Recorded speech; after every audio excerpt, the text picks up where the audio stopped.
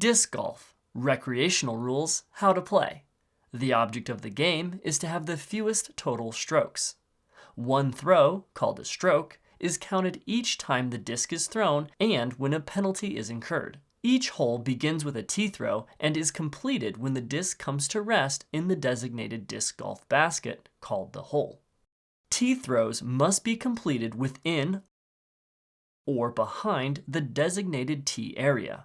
Once all players have thrown, the player whose disc is farthest from the hole is always the next to throw. A player can use any of their discs for each throw, or use the same disc for multiple throws, so long as they only throw one disc at a time. You may throw the disc any way you want. The lie is the spot where the player's previous throw landed. Mark each lie with a mini marker disc, or leave the thrown disc on the ground where it landed. That player's subsequent throw is made from directly behind the marked lie.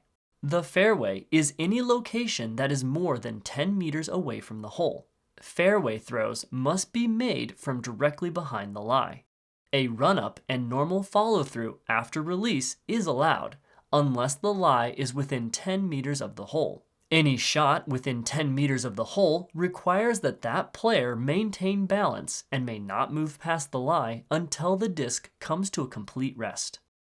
A mandatory, also called a mando, is one or more designated trees or poles in the fairway that must be passed on the correct side as indicated by arrows. If you pass your disc to the wrong side of a mandatory, you must either play from the previous lie or from a marked drop zone area if applicable, and you add one penalty stroke to your total.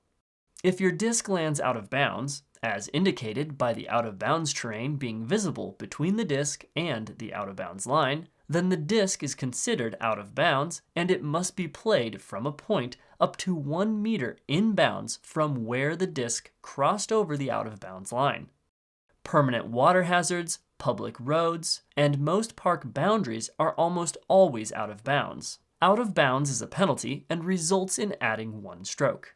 A disc that is suspended in the chains or comes to rest in the disc golf basket constitutes the successful completion of a hole, and the disc is removed before another player takes a throw. Once all players complete the hole, you all move to the next hole, and the player with the fewest number of strokes from the previous hole is the first to tee off on the next hole, followed by the next lowest, and so on. At the end of the course, the player with the fewest total strokes wins.